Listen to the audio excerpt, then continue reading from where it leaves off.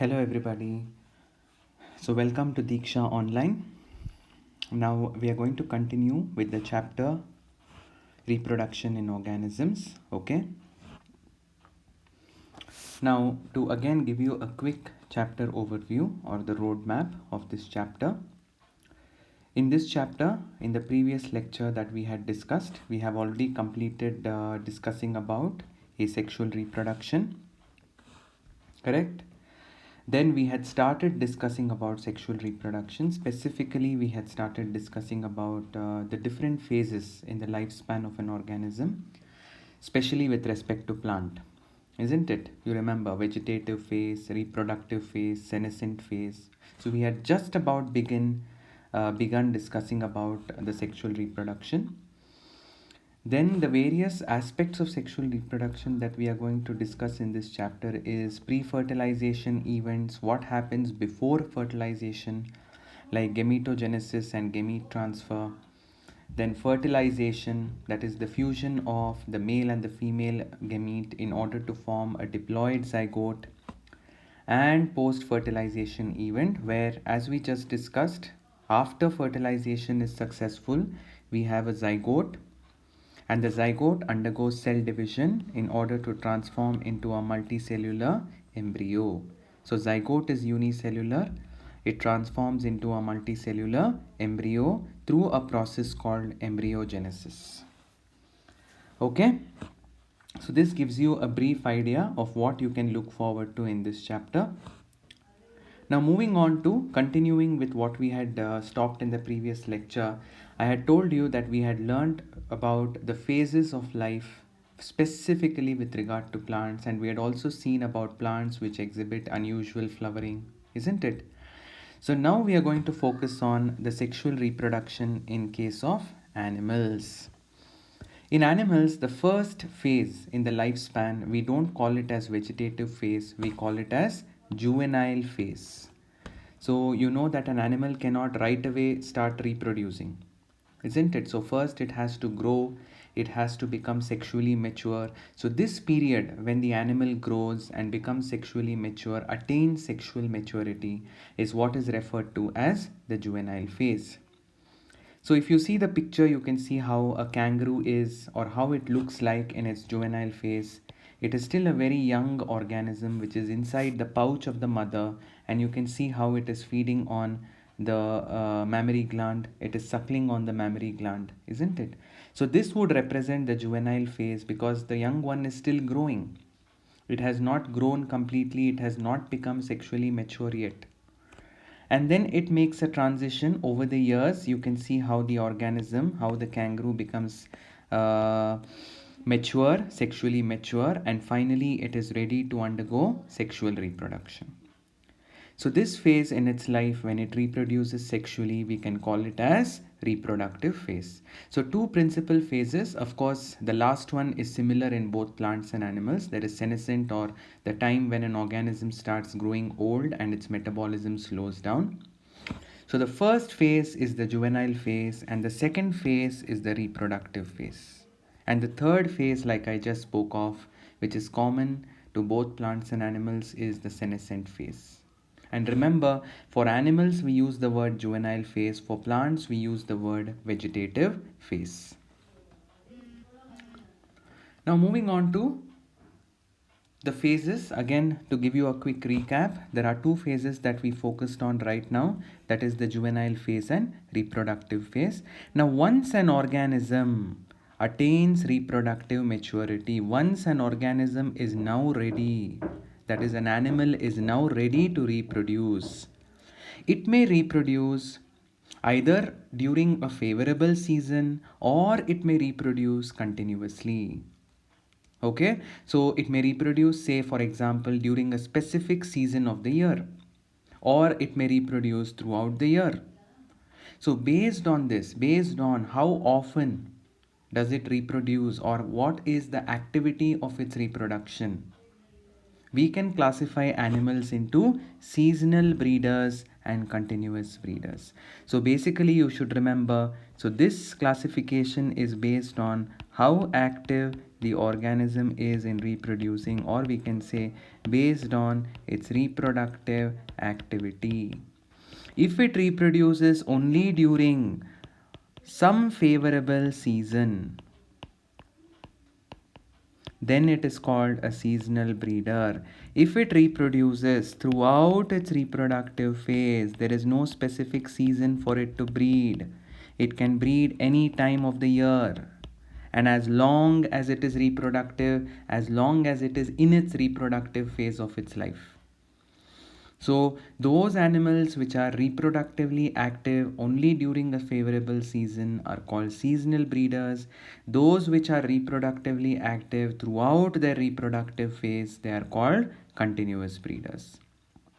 Okay, so I hope it is clear on what basis are we classifying animals into seasonal and continuous breeders. Based on their frequency of reproductive activity, based on how active they are in terms of reproduction. Okay, now to put things in perspective, you can see we have classified here. Now this is a very important 2-mark question that you can expect in your board exam, that is differences between seasonal breeders and continuous breeders. So like I had mentioned, one thing you should remember, both seasonal breeders as well as continuous breeders are in which phase of their life? Are they in juvenile phase? Are they in reproductive phase? Are they in senescent phase? Yes, you're right. They are both in their reproductive phase. Obviously, because the fact that they can reproduce, the fact that they can participate in reproduction means they must be in their reproductive phase. Then what is the difference? Like I said, now these organisms that reproduce during a particular favorable season in their reproductive phase, a specific season of the year, and these animals can reproduce any time. They can reproduce throughout their reproductive phase, any time of the year. There is no specific season for them. So accordingly, they are called seasonal breeders and continue. It's very easy to remember. Seasonal means season, a particular season. So they are reproducing only during that particular season within their reproductive phase. Continuous breeders don't have a specific season where they breed throughout the year. Now, what are the examples of seasonal breeders and continuous breeders? So, seasonal breeders, as you can see, many mammals which live in natural and wild condition, for example, dogs and cats. Now, you see that for dogs and cats, they have mating seasons. During the year, they do not breed throughout the year. Only during a particular season, they mate and they breed. Whereas if you talk about human beings, monkeys and apes, which are primates, now we can breed throughout the year. There is no specific season when we are reproductively active. Human beings, monkeys and apes are reproductively active throughout the year, throughout their reproductive phase. So examples for continuous breeders are human beings, monkeys and apes. Is this clear? So something you should not forget is both seasonal breeders and continuous breeders are in which phase of their life? They are in the reproductive phase of life. Then on what basis has it been classified? It has been classified as to whether they can reproduce throughout their reproductive phase or only during specific seasons within their reproductive phase. Okay. Now, there is one thing common for both seasonal and continuous breeders. What is that thing which is common? In both seasonal and continuous breeders, there will be certain cyclical changes associated with the activities of their ovaries and their accessory ducts, as well as most importantly their hormonal levels. Now, specifically, we are talking about females here. Female organisms exhibit these cyclical changes.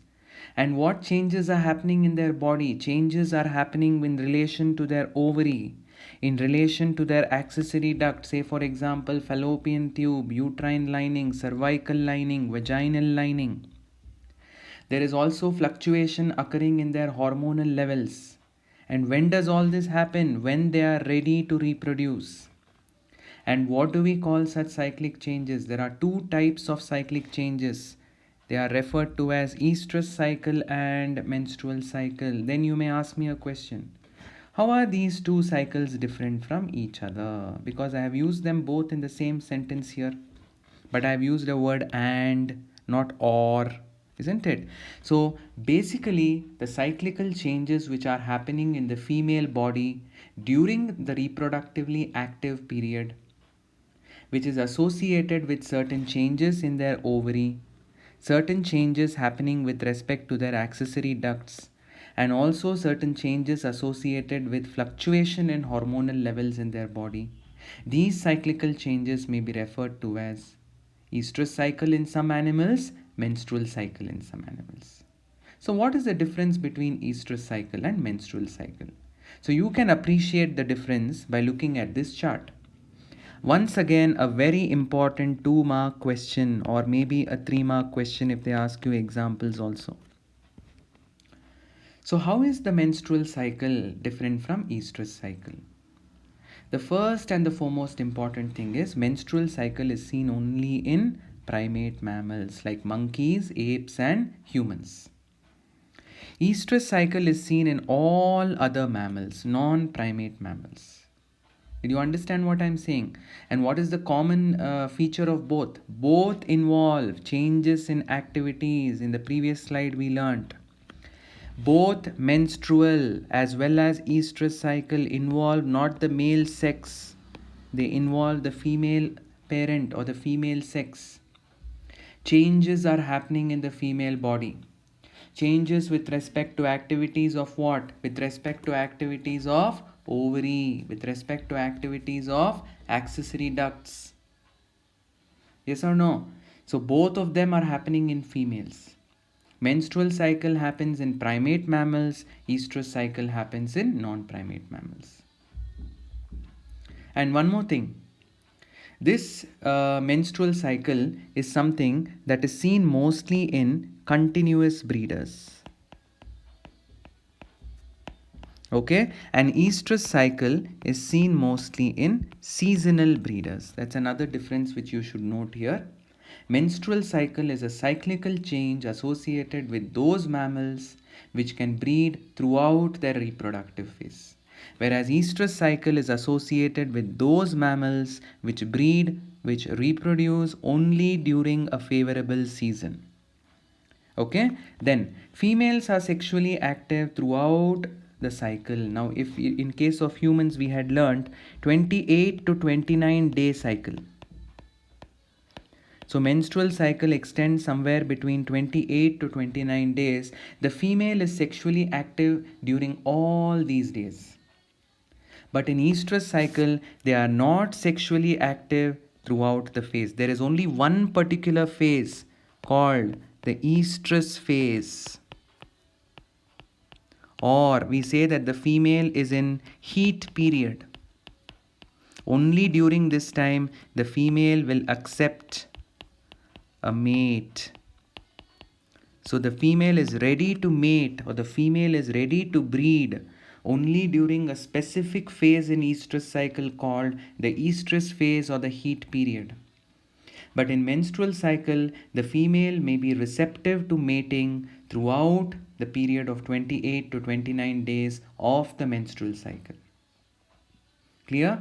Another very important feature that distinguishes between menstrual cycle and estrous cycle is, in menstrual cycle you know that there is something called bleeding. What did we call the bleeding process? Menstruation or bleeding. And why was there bleeding associated? Because of the slugging off or the destruction or the disintegration of the endometrium. But in estrous cycle, disintegration of the endometrium does not happen. It only undergoes reorganization. Okay, so there is no disintegration, there is no shedding off of the endometrium in the case of estrous cycle. It may get reabsorbed into the uterine blood vessels. But here it is shed off. It is not reabsorbed, it is shed off. Did you understand what I'm saying? So shedding of endometrium and bleeding is a feature of menstrual cycle. In estrous cycle, there is no shedding, there is no bleeding. Clear? The last one. There is no heat period. That's what is, it's a repetition of the second point I spoke about. Copulation or sexual intercourse can occur during any time of the cycle. The female is receptive. The female can mate throughout the 28 to 29 days of her menstrual cycle. But here, like I said, there is a specific period called the estrus or the heat period. The female will allow the male to mate with her only during this period. Did you understand? So within the estrus cycle, there is a phase which is called the estrus phase, which may last for somewhere between about 25 to 30 hours, a little more than a day. And during that time, the female will allow the male to mate with her. And this period is called the heat period or the estrus period. Did you understand? So first you tell me, let us recall again. What is the basic difference here between menstrual cycle and estrus cycle? Menstrual cycle is a cyclical change that is seen in continuous breeders, which breed throughout their reproductive phase. Estrus cycle is a reproductive cycle which is seen in seasonal breeders. Seasonal, the name itself is indicating seasonal means they breed during a favorable season in their reproductive phase, during a particular month of the year, a season. It's very easy to remember. Menstrual cycle is seen in only primate mammals. Estrus cycle is seen in non-primate mammals. In menstrual cycle, the female is sexually active throughout the cycle, 28 to 29 days.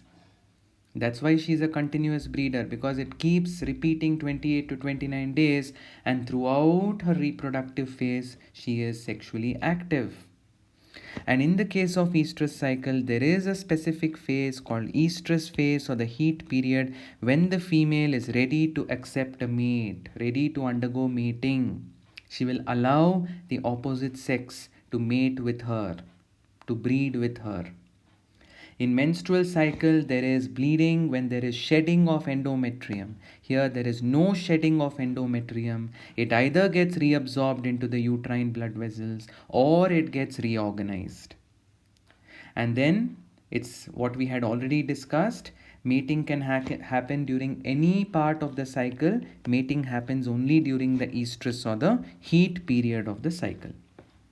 Clear? So why did we discuss menstrual cycle and estrus cycle here? Because we were talking about seasonal and continuous breeders, and we saw that there is a link between them. The link associated with changes happening in their activities of ovary, in activities of accessory glands, accessory ducts, as well as their hormonal levels. So please understand, go through this cycle, this chart once again, the table once again. You will thoroughly understand the difference between menstrual cycle and estrus cycle.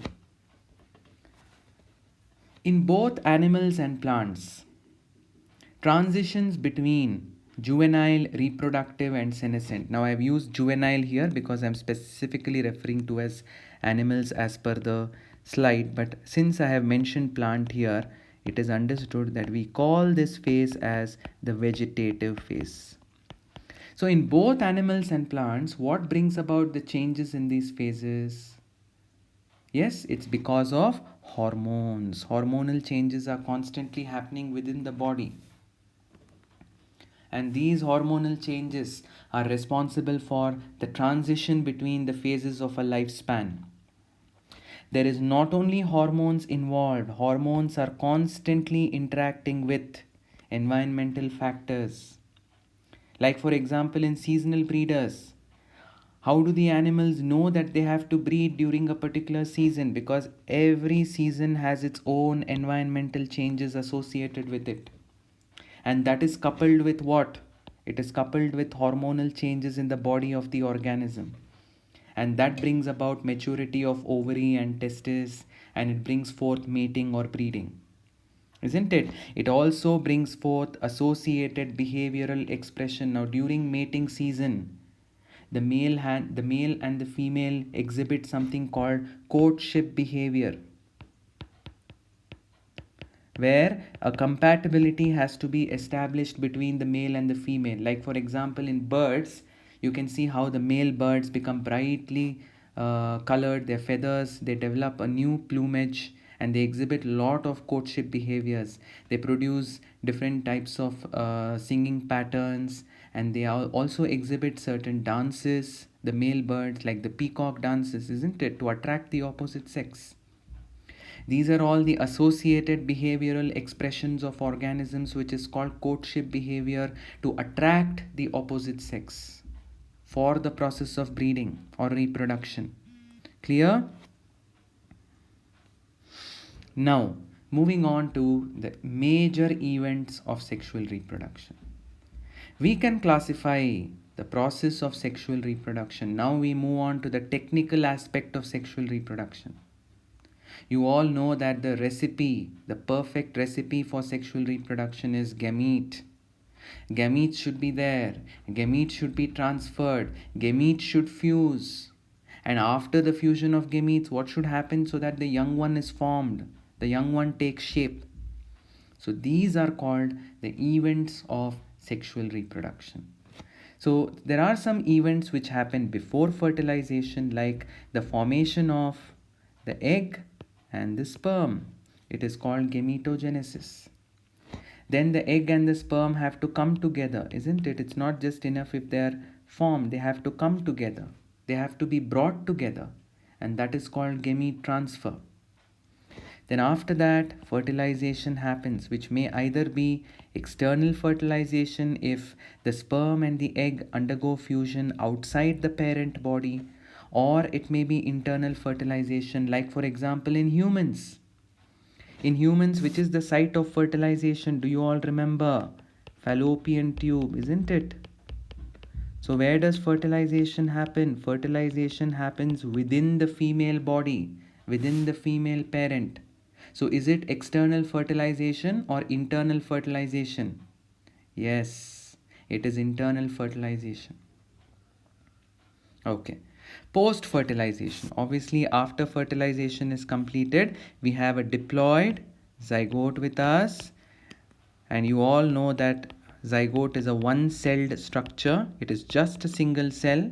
And then it has to undergo a process called embryogenesis, because if it has to give rise to a multicellular organism, then the zygote must divide and divide by mitosis, and it forms an embryo. This process is referred to as embryogenesis. So I hope you're clear with the table.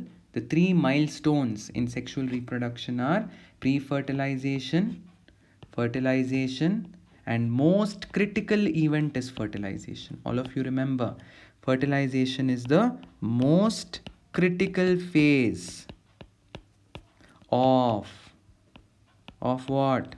Of sexual reproduction. It is the most critical phase of sexual reproduction. And then moving on to the third phase, which is called the post-fertilization phase.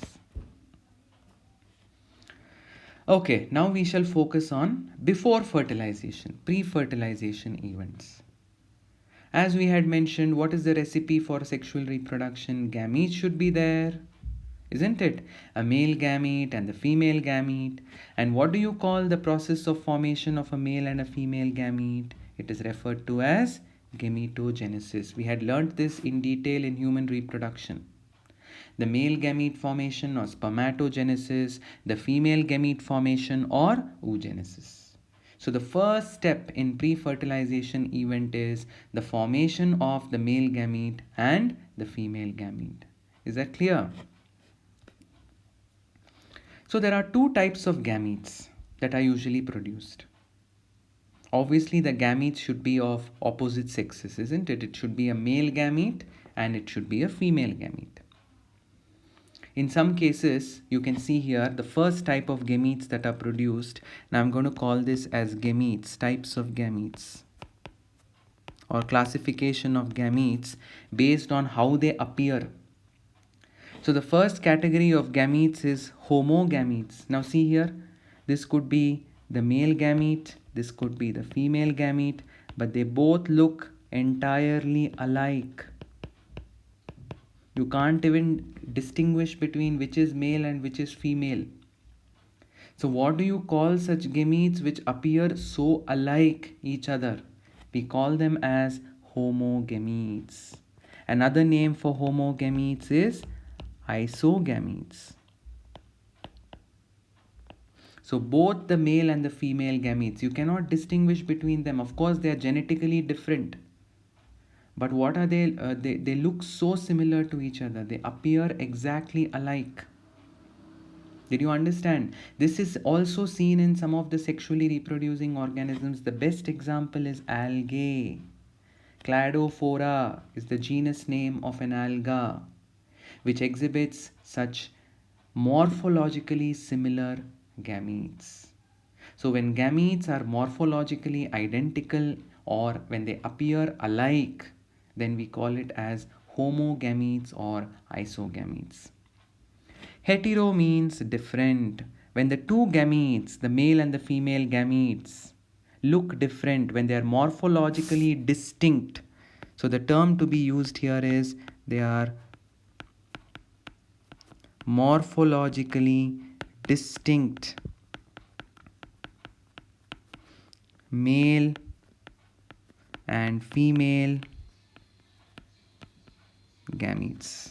Did you understand? So when there are morphologically male and female gametes, or when the organism produces two distinct male or female gametes, just by looking at them you can tell which is the male and which is the female. Then such gametes are referred to as heterogametes. Did you understand? Now see the diagram, you will understand what heterogametes are. Correct? See here, in case of fucus or algae, the female gamete is so massive in size and the male gamete is very, very tiny, and it is also, you can see the male gamete is flagellated, it is motile. And in all possibility, the female gamete is non-motile. So by looking at it, you can tell which is the male gamete, which is the female gamete. So this is seen in an alga called fucus, a brown alga called fucus. Another example is, you can take humans. In humans you have learnt. Now this is the egg or the ovum. And this is the sperm. See how different it is? The sperm is the male gamete, the egg is the female gamete.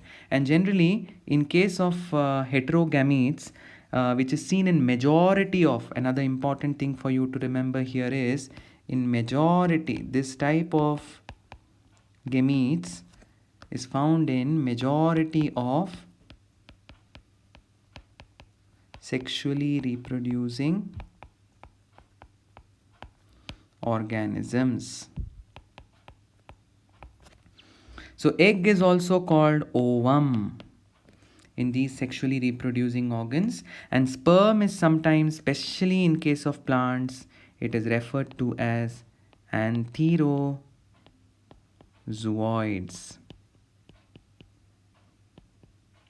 So sperm or antherozoid is the male gamete and egg or ovum is the female gamete.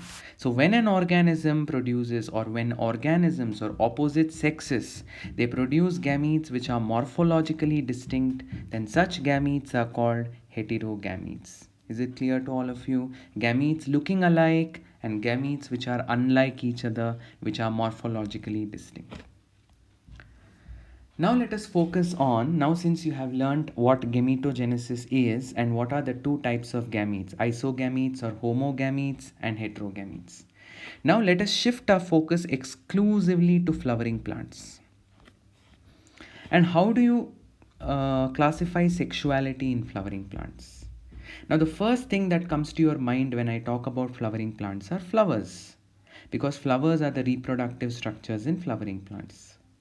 Suppose there is a plant which bears both male and female flowers on the same individual.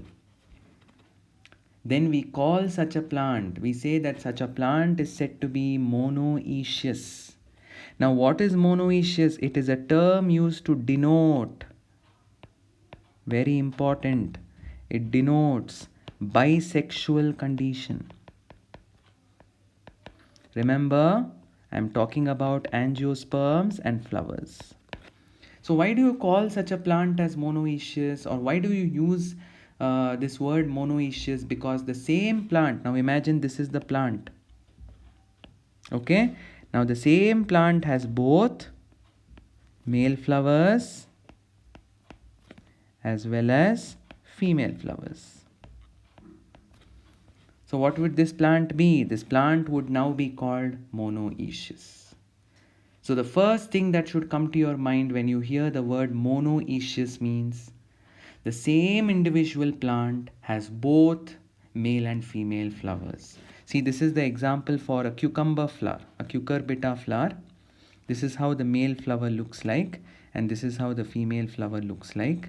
Okay, so you can see that this female flower has a bulged part here already. Fertilization has occurred and a cucumber is forming already from the female flower. The female flower would obviously have stigma, and the male flower, as you can see here, they have anther. Did you understand? So if a plant has both male and female flowers on the same individual, then we call it as monoecious. There is a similar situation in fungi, but for fungi we don't use the word monoecious. All of you please bear in mind, the word monoecious is used specifically to flowering plants. In fungus we use a word called homothalic. Homothalic means the same fungal filament, mycelium, produces both male and female gametes. In case of plants, when do you call plant as a monoecious? It bears both male and female flowers. Example for plants which are monoecious are cucurbita, chara. Chara is an alga. You will see picture of it a little while later. And coconut tree also. So both cucumber plant, which is a creeper on the ground, and this cucumber plant, as we can see, it has separate male flowers and separate female flowers. Similarly, in case of coconut plant, the male and the female flowers are born on the same plant. This, you can just remember this picture, simple representation. Female flowers are also there, male flowers are also there. So such a plant is said to be monoecious. What about dioecious plants then? You must be able to, by now, you must be able to answer this question. Can you tell me what does dioecious denote? It denotes unisexual condition. Yes or no? Unisexuality. Now let me take a plant. A plant which has only male flowers, and a plant which has only female flowers. Now this plant, you can see very clearly, it is either a male plant or a female plant. That is, they are unisexual. So a plant either bears male flowers or it bears female flowers, not both. So when you have such plants bearing male and female on separate individuals, not on the same individuals like the previous slide, male and the female flowers are born on separate individuals, we call this condition as, we call such a plant as dioecious. The plant is either a male plant or it is a female plant. And in fungi, we call this similar situation as heterothalic. There's a separate male fungus and a separate female fungus. And like I said, dioecious denotes unisexuality. So papaya plant, as you can see here, and date palm plant, the date palm tree, both of them are dioecious because there's a separate male and female papaya tree. There's a separate male and female date tree. Got an idea now? So first we saw there are plants which have both male and female flowers. We called them as monoecious. In this slide we saw there are plants either having a male flower or having a female flower separately, not on the same plant. So we called them as dioecious. Please learn the examples as well. It's important. Moving on to the same thing again, sexuality in organisms in flowering plants. We are still talking about flowering plants or angiosperms, but now our focus is flower. There are two types of flowers. What if a flower has only stamen? Then it is called a male or a staminate flower. And what if the flower has only gynoecium or pistil or carpel? Then we call it as a female or a pistillate flower. So a flower can have only the male reproductive structure, or it can have only the female reproductive structure. So what is a stamen then? You all are aware that stamen has a lobed structure on the upper end and a filament below. This lobed structure is called anther, and this thread-like structure is called the filament. Together we call it as stamen. So if the flower has only this part in it, only this reproductive part, which happens to be the male reproductive part, then we call it as a male or a staminate flower. Then what is a carpel? You all know the parts of a carpel. There's an upper expanded disc-like structure, and then there is a narrow stalk, a neck, elongated neck, and a bulged part in the at the base. So what would you call this expanded portion? It is called stigma, and this is called style, and this is called ovary. Collectively, all these three together is called a carpel. So if a flower has this part alone and no stamen in it, then we call it as a female flower or a pistillate flower. So flowers that possess only stamen are staminate, and flowers that possess only carpel are called female or pistillate flower. So first we learned sexuality of plant. In plant we saw both male and female flowers on the same plant, monoecious, male and female flowers on separate plants, dioecious. Now we came to the flower. A flower having only the male part of the stamen is a staminate flower. A flower having only the female part or the pistil is referred to as the pistillate flower. Yes or no? So this was the sexuality with specific regard to the flower types. Okay? Then you may ask, what if a flower has both stamen and carpel? See here, this is a flower. They have cut open the flower for you. Stamen is also there, carpel is also there. Simple, we call such a flower as a bisexual flower. So this is the diagram given in the textbook. You should be thorough with all the textbook diagrams, because even in the NEET exam, they pick up your diagram straight out of the textbook. So the example that is given here is sweet potato. If you see a sweet potato plant, the flowers borne on the plant have both stamen and carpel. And because it has both the male part as well as the female part, we say that such a flower is bisexual. So to make it quite simple, we learnt about the flower types. Can you tell me the three flower types now? The first type were male flowers. The second type were female flowers. The third ones had both male and female parts in them. The male flowers were called staminate. The female flowers were called pistillate. And if a flower has both male and female part in it, it is called a bisexual flower. So I want you to take down this simple table that I've written here for you. Classification of flowers based on the type of sexual structure they possess. If they possess only stamen, it's a male flower. If they possess the gynoecium or the pistil, it's a female or the pistillate flower. If they possess both stamen and carpel, as it is shown over here, pistil or carpel, please remember the alternate term for carpel is pistil. So don't get confused. I'm using those terms interchangeably. Okay. So if it has both carpel and stamen, then obviously the flower is said to be bisexual. Now, sexuality in lower plants. We are done with angiosperms or flowering plants. When we say lower plants, we have taken here the example of chara, which happens to be an alga, and we have taken the example of another bryophyte called Marchantia, amphibians of the plant kingdom, bryophytes. So here Chara is considered to be monoecious. Okay, now you will think and tell, I will not explain. You will tell me why Chara is called monoecious and why Marchantia is called dioecious.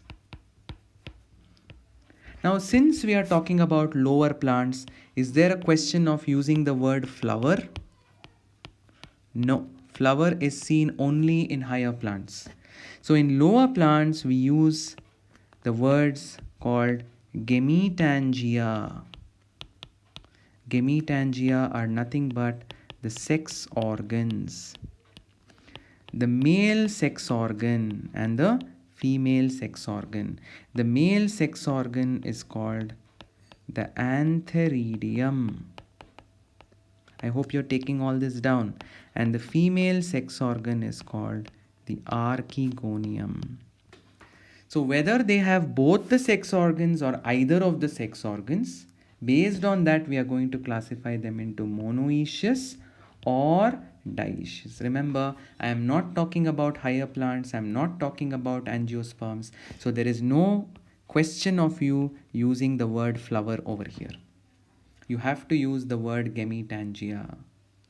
Sometimes the female sex organ is also called oogonium, archegonium or oogonium. See, in case of Chara, all of you, it has both female sex organ as well as male sex organ. So obviously it's monoecious, because what does monoecious denote? It denotes bisexual organisms or bisexual condition. In case of Marchantia, now this plant, which is said to be a female thallus, will have archegonium on it, which is the female sex organ. And this plant, which is a male thallus, will have antheridium on it, which is the male sex organ. So you think and tell me, are the male and the female sex organs on the same plant or on separate plants? It is on separate plants, female plant and male plant. So we should use the word dioecious. Dioecious denotes what condition? Unisexual condition. Is that clear to all of you? Now, why did we use the word gametangia or sex organs? Because we are concentrating on which type of plant here? Not higher plants like flowering plants. We are talking about lower plants. In this case, we are talking about algae and bryophytes. These words called sex organs are also used for pteridophytes and gymnosperms also, because up to gymnosperms you know that they don't bear flowers at all. Only the angiosperms bear flowers. So here the basis for you to call a plant as monoecious or dioecious is whether it has both the sex organs on the same individual or whether the sex organs occur on separate individuals. Clear to all of you? Okay. Now coming to animals, the simplest part of it. It's very easy. In animals, there is only two types of classification. Unisexual means the sexes are separate.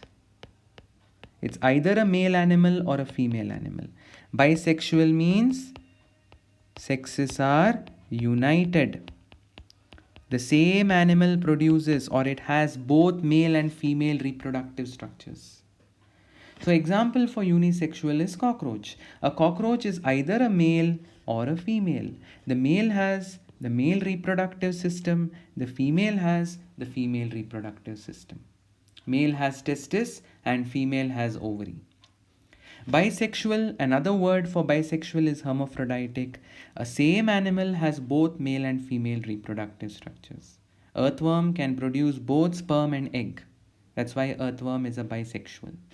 Along with earthworms, there are a lot of examples. You have sponges, you have tapeworms, and you have leech. Did you understand? So in animals, you can call animals based on their sexuality as unisexual or bisexual. Bisexuality is also called hermaphroditism. And what you should remember here is whether the animal has only one type of reproductive system or whether it has both male and female reproductive system. In this case, it has either male or female reproductive system. In this case, earthworm has both male as well as female reproductive systems.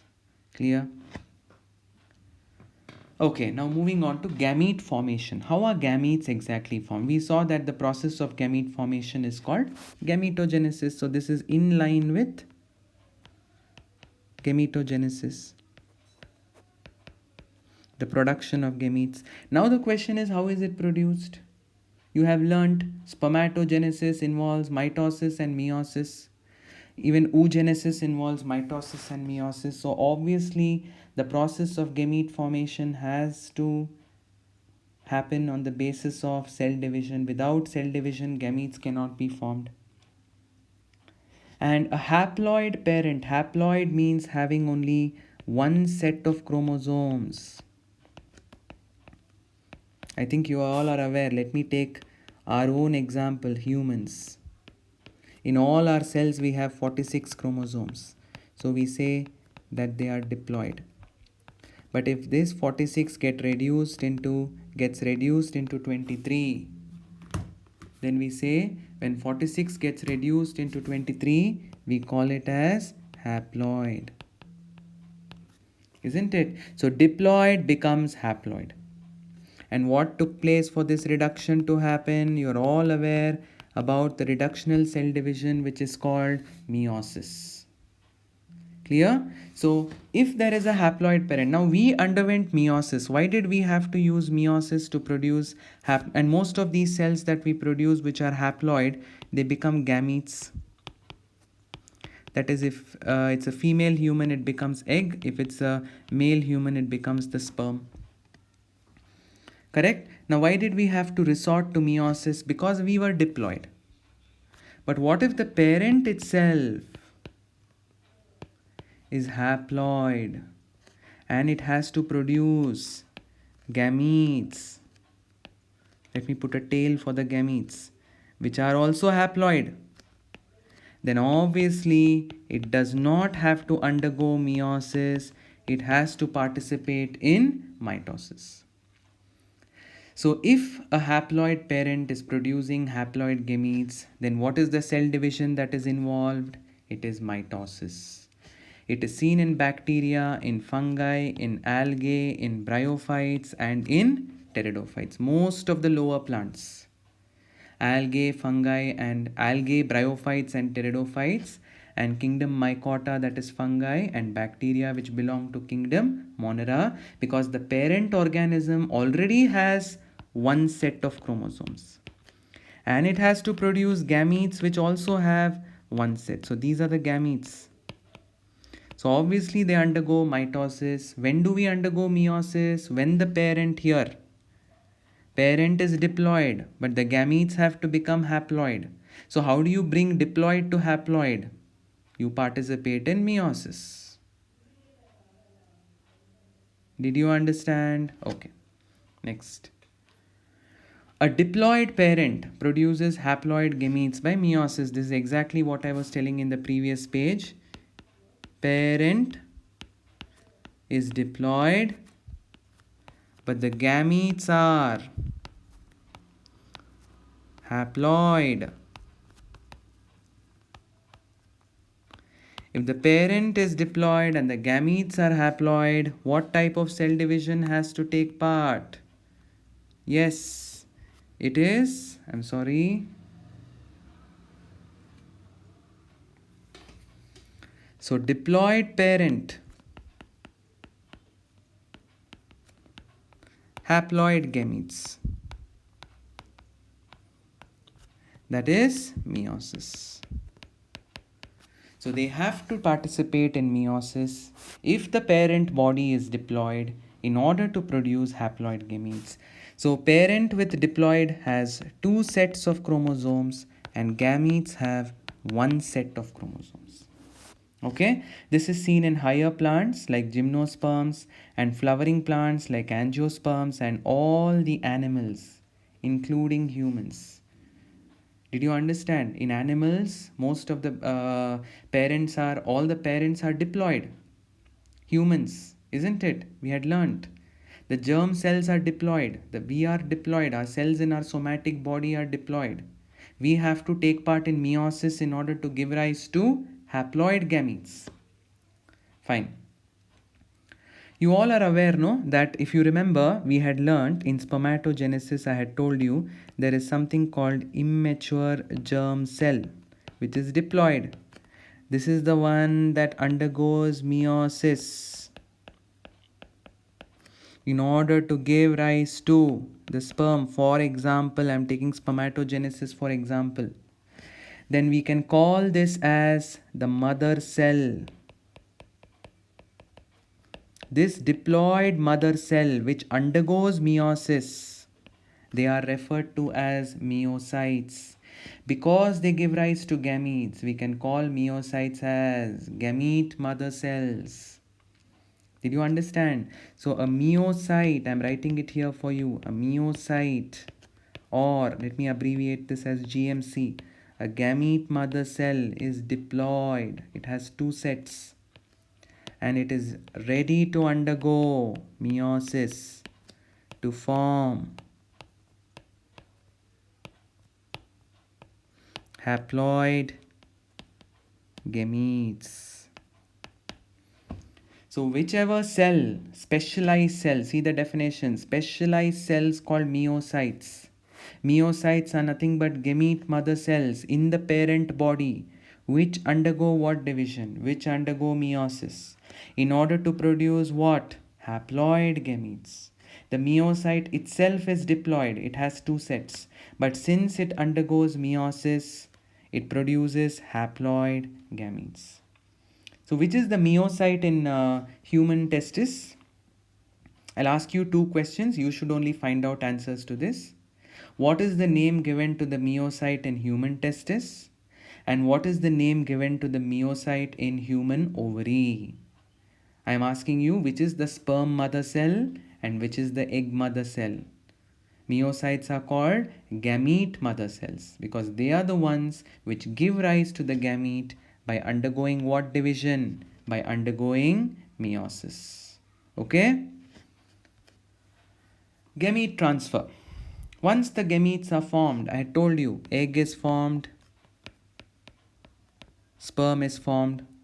Now they have to physically move towards each other. In most cases, what happens is the egg doesn't move. The egg is non-motile. And mostly the male gametes are motile because they have a tail, and it is the sperm that approaches the egg in most cases. But if you take lower organisms like fungi and algae, both the egg and the sperm, which look very very alike, they have flagella on them. Okay, so this is the male gamete, this is the female gamete. Both of them move towards each other. This is in case of what? In case of fungi and algae. But if you take higher organisms, usually which one is motile? It is usually the male gamete which is motile. So remember, in lower organisms like fungi and algae, both the male and the female gametes are motile. But now our focus will shift towards higher forms. In higher forms like algae, of course algae we had discussed in the previous slide. There are some algae where the female gamete is immotile, and then there is bryophytes, there is pteridophytes. And in most cases, where does the male gamete swim? The male gamete swims in an aqueous medium, that is water. All of you remember. Plants such as algae, bryophytes, pteridophytes, they depend on water for reproduction. Why? Because their male gametes have to swim in the water to reach the female gametes. If there's no water, then the gametes cannot meet. Another important thing is, why is there a production of lot of male gametes? Very important question. Why do they mostly produce more male gametes in comparison to female gametes? They produce a large number of male gametes because not all of them reach the female gamete. To compensate for this,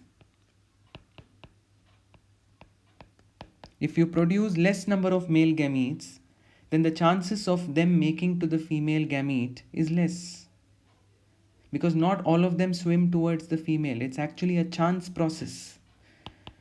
The male gamete meeting the female gamete is a chance process. So how would you ensure that there are greater chances? By producing more number of male gametes. Did you understand? So a large number of male gametes are produced because not all of them reach the female gamete. Therefore, to compensate for this loss, a lot of male gametes are produced. Clear to all of you? Okay, now we are going to discuss specifically about gamete transference seed plants, the most advanced plants, that is gymnosperms and angiosperms. Okay, so in seed plants there are pollen grains. You know what pollen grains are? Pollen grains are these structures, and these are the ones which carry in them the sperm or the male gametes. So remember, the pollen grains are the carriers of the male gametes. So we had learnt, this is the anther, this is the filament. The anther is the one that produces these pollen grains. And what is this entire structure called? The entire structure is called stamen. It is the male part, the male reproductive part of the flower. And then we had learnt another structure,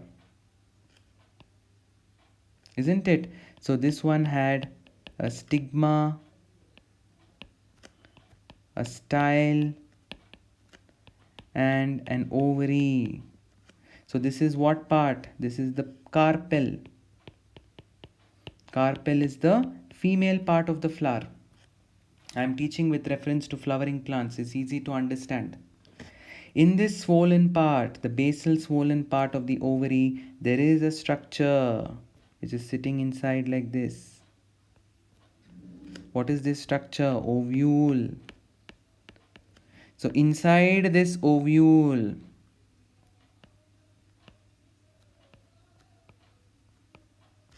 there is the egg.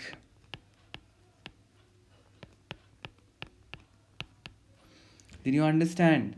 So this is how you should, this is what happens in the case of seed plants. There is a male part which is called stamen. The anther of the stamen, see, this portion is referred to as the anther. It produces the pollen grain. Then there is a female part which is called the carpel. The carpel is the one that has the ovule inside. And the ovule has what inside? It has the egg inside.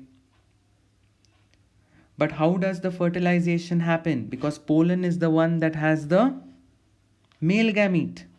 So the pollen has to be transferred onto the stigma. See here.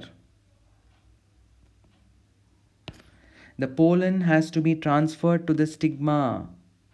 For what to happen? For fertilization to happen. So this is the gamete transfer. So what is happening in gamete transfer here? The pollen from the anther of the male part of the flower is being transferred into the stigma of the carpel. Did you understand? And this pollen, what does it carry in it? It carries the sperm in it. And where is the egg? In this swollen part of the carpel, which is called ovary, there is a structure which is referred to as the ovule. And inside the ovule is the haploid egg. By now you know that the sperm and the egg are haploid, isn't it? The pollen carries the haploid sperm or the haploid male gamete, and the ovule carries the haploid egg. In bisexual or self-fertilizing plants, what about bisexual plants or self-fertilizing plants? Suppose this is a flower. This is the petal. This is the pistil or the carpel, and very close to it there is anther. So if this anther is going to produce pollen, then obviously because they are close to each other, the pollen will very easily get deposited onto the stigma of the same flower. So what do we call such a flower? We say that it is bisexual. Why bisexual? Because it has both anther plus it has both stamen and pistil or carpel. So it is bisexual. Did you understand? Because the stigma and the anther are closely placed, what happens in this case? The pollen deposits easily on the stigma. We call such a flower as a self-fertilizing plant or a flower, because pollen from the same flower is being deposited onto the stigma of the same flower. Again, in the ovary, you all know what is there in the ovary. Ovule is there in the ovary. Now, what about a unisexual or a dioecious plant? What is a dioecious plant? A plant where male and female flowers are on separate, they are separate, or you can say when male and female flowers are located on separate plants, we say that they are unisexual or dioecious. Then what happens in this case? Let me draw two flowers now. This is flower 1 where only the pistil is present.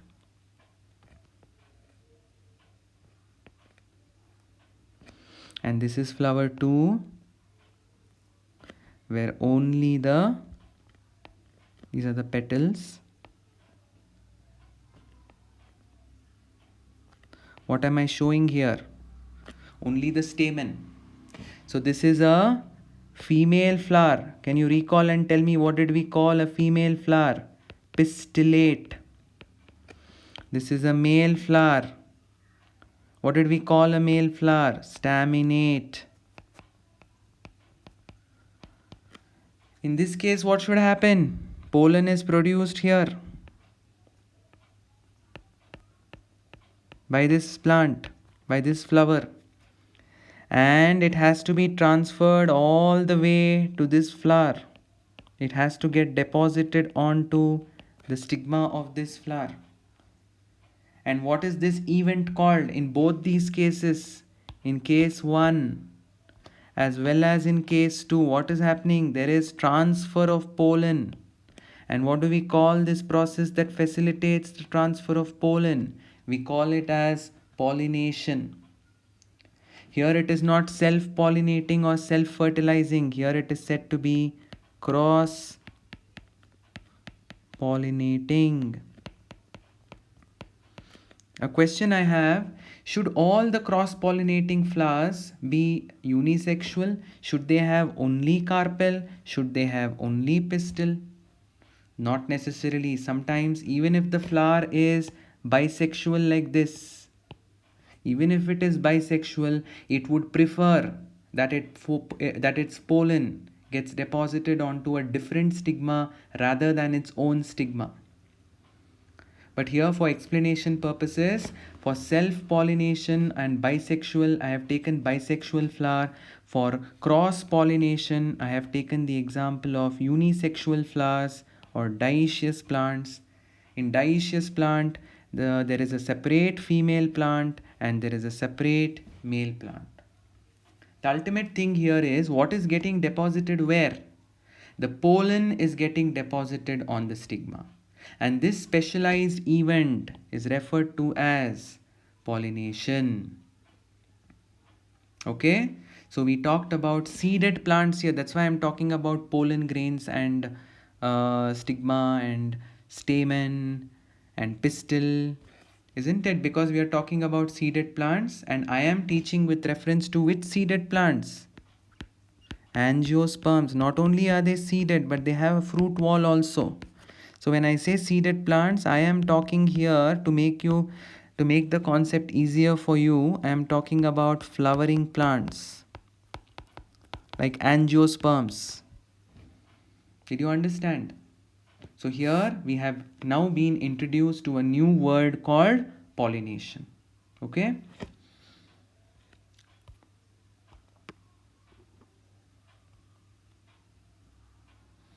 So pollination facilitates the transfer of pollen to the stigma, and the pollen germinates on the stigma, producing a pollen tube which contains the male gametes. Now imagine this is the stigma, enlarged view of the stigma, and a pollen has come now. It has come and landed itself on the stigma. Okay, now what happens is it gives out a tube that extends down the stigma, and this tube will contain in it these cells which are the male gametes. So this is the pollen. So where is this tube going? The tube starts forming in the stigma. It has to go all the way down in the style, and it has to reach the ovary, and in the ovary it has to enter this structure called ovule. Within the ovule there is egg, isn't it? So let us say here this is the pollen grain, a tiny pollen grain. Now let me show the tube. It has come all the way down, and now it is entering inside. See, the pollen tube is entering inside the ovule, and very close to the egg, what is it depositing? The male gametes. It has carried with it the male gametes. If this is the ovule, very rough representation, and this is the egg sitting inside, the pollen tube is penetrating the ovule, and it has brought with it the male gametes. It discharges the male gametes. See, the male gametes are set free. Where are they set free? Near the egg. Did you understand? This is the ultimate goal of pollination. Why should the male gamete be set free near the egg? So that it can undergo fertilization. Clear? What happens in animals? Until now we only focused on higher plants, lower plants, specifically flowering plants like angiosperms. In animals, mostly in dioecious animals means, you know, the word dioecious is something which denotes unisexual condition. So there is a separate male animal, there's a separate female animal, say humans.